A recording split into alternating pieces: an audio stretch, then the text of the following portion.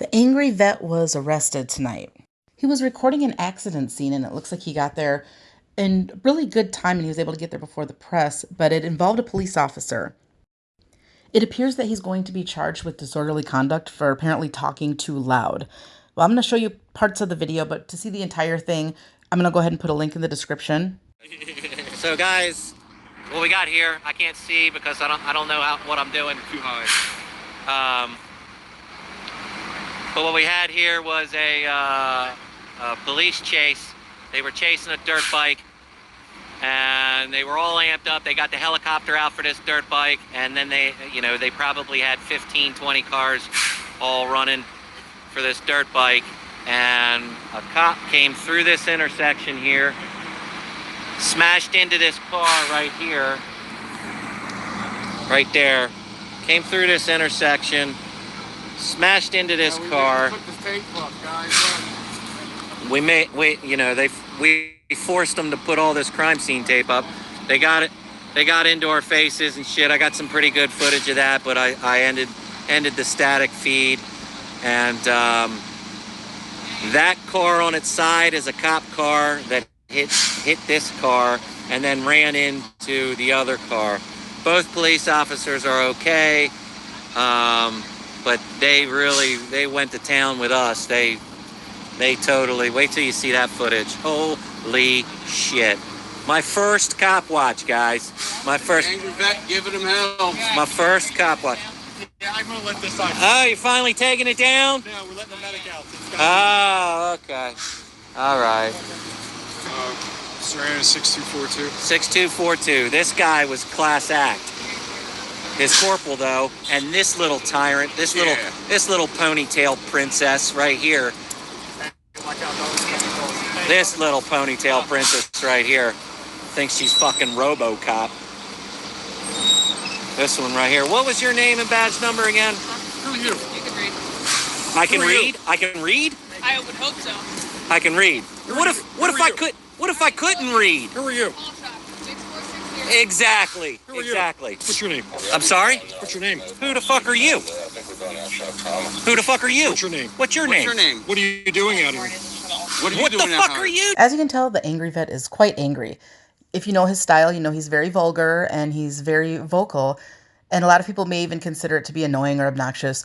However, I want to put it out there that that is indeed covered by the First Amendment. And these cops out here, they need to know how to deal with all types of people, especially the people that they don't like. What are you doing out here? Are you okay? Are you having a mental derangement issue? Yeah. Are you on drugs or alcohol? What are you fucking doing? Do you need medical attention? That's funny. This fucking guy. This guy. What the fuck are you doing? What are you doing here? Everything's closed. I'm sorry, you have to go the other way. Look at them all. Look at them all. Look at them all closing in, Always guys. de-escalate. Look at them all closing in. This guy comes in, escalates everything. You don't even know who This we guy are. comes We are in, free escalates citizens. everything, and then they all start closing in on him. You gotta be YouTube famous. That's They- yeah, you have no idea how famous. Just keep the camera pointed Hey, at Sarge. you. Hey, Sarge. Nobody wants to see you. Hey, Sarge. Go pound fucking sand, you douche. You fucking douche. I'm gonna find out who the fuck you are. What's your name and badge number? You might find out. What's your name and badge number? You might find out. No, I might? Just tired. We are gonna find out who the fuck you are, you fucking This douche. guy. And you guys don't disappoint because you let us know exactly who he was and he will be in the description. Better to do. Hey, did you catch the motorcycle rider? You did? Yeah, did you see that, guys? I got one of the cops saying, what did he say? Oh, I said, hey, yeah. is this about the Yeah. motorcycle crash? Or the motorcycle you were chasing? He was like, yeah, it is. And then now I got this guy saying, yeah, we caught him. I'm glad you caught him at the expense of this fucking innocent citizen right here. Somebody coming home from work. Somebody coming home from work and one of Getting groceries or something. your fucking goons plows face first, head on. Hey, you wanna talk? You wanna tell me who that goon is right there with the notepad? Smartest guy in the room. I'm sure you can figure it out. I look like the smartest guy in the room. I wouldn't say that per se, but out of the group of you guys, yeah, probably, you fucking clown. What's your name? You, I need your name and your badge number. You wanted to get in my fucking face, give me fucking unlawful directives. You gonna give me your badge number and your name? You gonna identify to the public? Huh? Right here. Zoom in on that motherfucker.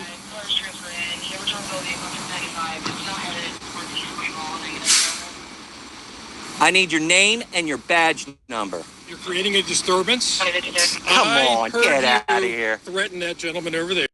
And with that, he's setting up the stage for a disorderly conduct charge. You didn't hear me threaten anybody. Nobody threatened anything. We got everything on video. Everything's on video, bro. You ready? Go for You it. will leave now, or you will be arrested. I'm going to count till 3. Guys, 1, you're telling me 2. I'm leaving. I'm leaving. You told me to leave. I'm leaving. I'm leaving. I'm leaving. you're going, buddy. Are you going to resist Captain, arrest? he's leaving. Captain, you told me I was leaving. I'm leaving. I have a link to the original video that shows the arrest and everything leading up to it. Let's take a look at this article here.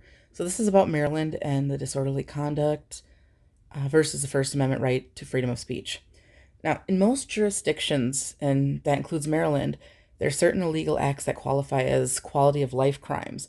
You might hear about crimes called disorderly conduct or disturbance of the peace. Typically, these crimes consist of creating a disturbance, causing a scene, or behaving in a certain manner that disrupts the public. However, these crimes come into conflict with the First Amendment of the Constitution, granting all of us with the right to free speech, and frequently can be successfully defended on free speech grounds. So, in Maryland, what exactly is disorderly conduct? As prescribed by the Maryland criminal law statute, disorderly conduct is defined as a willful act in a disorderly manner that disrupts the public peace. Under the same criminal law section, a person is not allowed to make any unreasonably loud noise, willfully disturbing the peace of another in that person's land or in a public space. These statutes they're rather vague, and that's probably intentional. What exactly does acting in a disorderly manner mean? How loud is unreasonably loud? Because the statutes are vague and open to interpretation, the police are effectively granted broad power to arrest someone that they think they have probable cause for committing disorderly conduct or making any unreasonably loud noise. However, the Constitution allows for a lot of leeway on free speech, so just because a police officer has arrested someone for disorderly conduct does not mean that that person is guilty beyond a reasonable doubt. So the First Amendment, freedom of speech. The U.S. Constitution states that Congress and the states cannot make any laws abridging the freedom of speech. This freedom of speech extends to speech extended towards government and law enforcement. For instance, if someone is unhappy with the way that the police are behaving, it's within their rights to verbally express their displeasure towards the police. However, certain speech is prohibited that would incite a riot or cause an immediate danger to the public. Common examples of that might be when someone yells fire in a crowded theater. That's kind of typical. So how the First Amendment defines disorderly conduct in Maryland. Now, it looks like courts in Maryland have interpreted the disorderly conduct laws in a consistent manner with the First Amendment. The Maryland courts recognize that speech is protected by the First Amendment, and thus for someone's actions to rise to criminal disorderly conduct, it must offend, disturb, incite, or tend to incite a number of people gathered in an area in order for there to be a breach of the peace. There must be disorderly, dangerous conduct in a fray, actual violence, or conduct tending to or provocative of violence by others.